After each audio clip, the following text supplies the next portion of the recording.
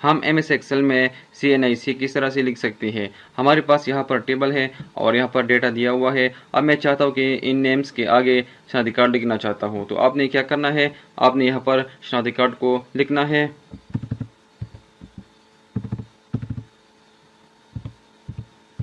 और इसके बाद एंटर। तो यहाँ पर इस तरह का CNIC आ रहा है। तो आपने क्या करना है, आपने इन तमाम को सिलेक्ट कर देना है और अपने कीबोर्ड से Ctrl+1 को प्रेस कर देना है। एक ये तरीका है और दूसरा तरीका ये है कि आपने इनको सेलेक्ट कर देना है और यहाँ पर राइट क्लिक कर देना है और इसके बाद फॉर्मेट सेल, इस पर आपने क्लिक कर देना है।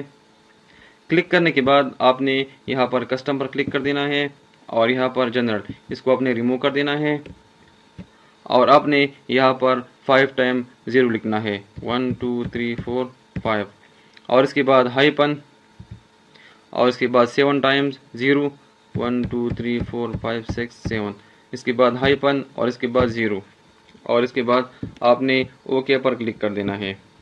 यहाँ पर मैं टाइप कर देता हूँ 15602 और इसके बाद एंटर।